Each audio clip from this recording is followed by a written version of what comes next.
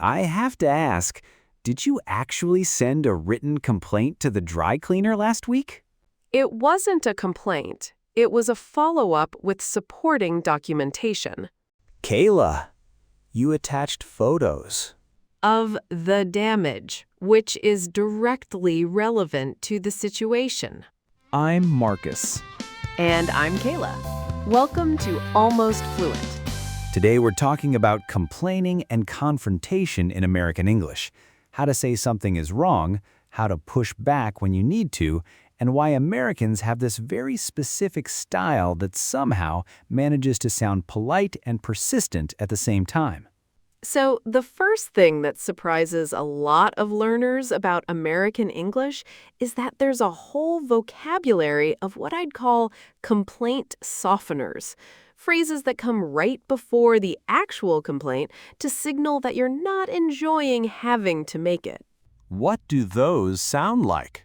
Things like, I hate to be that person, but, or I don't want to make a big deal of this, but, or I'm sorry to bother you with this. And what follows is always a complaint.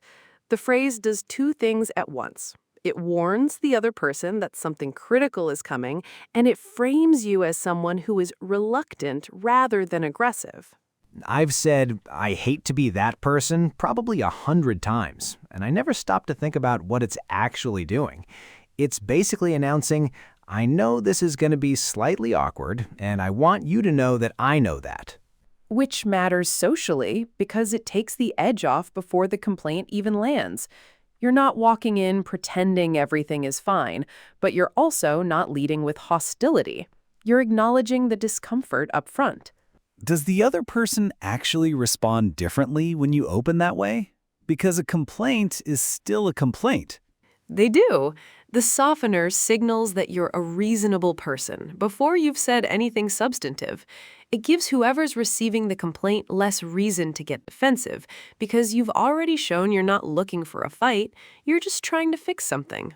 So you're not being dishonest about how you feel. You're just packaging it in a way that gives the conversation the best possible chance of going somewhere useful. That's exactly it.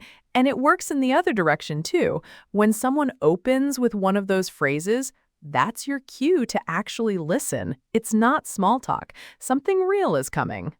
Okay, the softener gets things started. But what if polite doesn't fix it? You've said the thing carefully, and the problem is still sitting there. Then you escalate, but you stay in the same register. The phrase that does this really well is there anything you can do? It sounds like a genuine question, but what it's actually doing is putting the responsibility for solving the problem onto the other person. Because if they have the ability to fix it, and they say no anyway, that says something. Right. And if they say yes, you've reached a solution without anyone feeling accused of anything. It gives them the chance to be helpful rather than feeling like they're being told off for something that may not even be their fault. My instinct in those situations is much more direct, like, this is wrong, can you fix it? Which I'm now realizing probably doesn't land the way I think it does. It depends on the relationship. With close friends or a doctor, directness is fine, expected even. But in customer service or any situation where the person in front of you didn't personally create the problem, directness often makes them defensive. And once someone is defensive, your chances of a good outcome drop significantly. What about asking to speak to a manager? Because that phrase has a whole reputation attached to it. It does. And the reputation comes almost entirely from how people ask. I want to speak to your manager, as your opening move puts whoever you're talking to on the defensive immediately. It feels like a threat. But is there someone else who might be able to help with this? Gets you to exactly the same place with a fraction of the friction. Because you're not going over their head, you're just asking whether there are more options. Which is a real question. Sometimes the answer is no. And sometimes the person in front of you actually has more flexibility than they initially let on once they realize you're going to keep politely asking.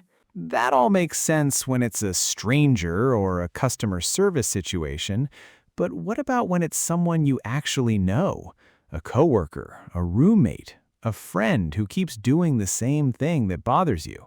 That's genuinely harder because there's an ongoing relationship at stake. And the two things most people default to, which both make it worse, are saying nothing and letting resentment build quietly, or waiting too long and then having it come out all at once in the worst possible moment. I had a roommate situation where something was bothering me for months. I said nothing, and then one day I just completely snapped at him over something completely unrelated, and the poor guy had no idea what he'd actually done. Because the real issue had never been named. Whatever you snapped about, that was just the thing that finally made it overflow. It was something about the dishes, but it was absolutely not about the dishes. The move that avoids all of that is catching it while it's still small.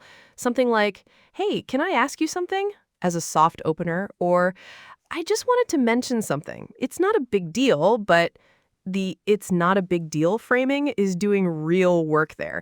It tells the other person you're not looking for a confrontation, just a small adjustment.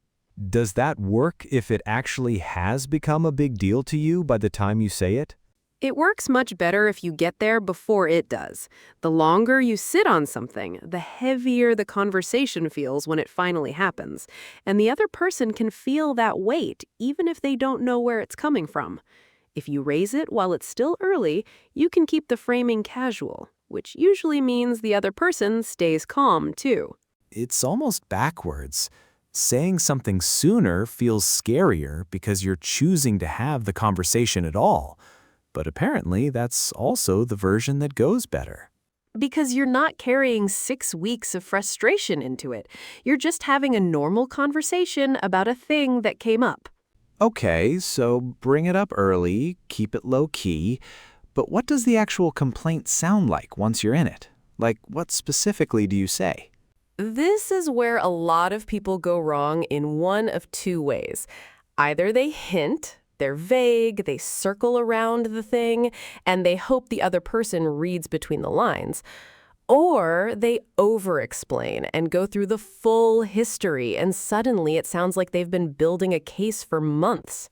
I am absolutely guilty of the hinting one.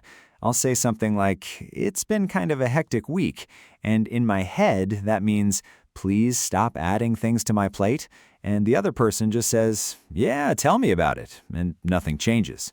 Because they had no idea that was a complaint. To them, it was just a comment about the week. Hinting only works if the other person already suspects something is wrong and is actively looking for an opening, which is usually not the case. So what does the direct version of that actually sound like? Hey, when new things get added to my list without a heads up, it makes it really hard for me to plan my week. Could we find a better way to handle that? You've said what the behavior is, what effect it has, and what you'd prefer. That's the complete thing. That's so much shorter than what I would say. Which is the point. You don't need to build a legal argument. You don't need them to agree that what they did was wrong. You just need them to understand what the issue is and what would help. Say it once, say it plainly, and end with something specific that they can actually do. And then you stop. You don't keep going. You stop. If you've said those 3 things, here's what happened, here's why it matters, here's what I'd prefer, you've done your part. Everything after that is noise.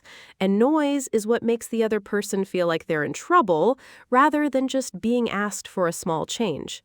Say it once, say it clearly, ask for something specific, and then let it go. That's the whole method, and it sounds simple, but most people skip at least one step, usually the last one. That is our episode on complaining and confrontation in American English. Thanks so much for tuning in. Whether you've been quietly stewing about something for months, or you've already asked to speak to a manager twice this week, hopefully this gives you a few more moves in between. The real skill is finding the gap between saying nothing and saying everything at once. Open with a softener, give the other person a way to help, Catch it early while it's still small, and say it once with a clear ask at the end. That's all it is, and it works a lot better than the alternatives.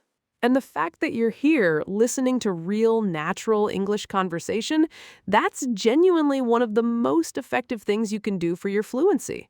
Keep tuning in. It builds faster than you think. She's not wrong. We'll see you in the next episode. See you next time on Almost Fluent.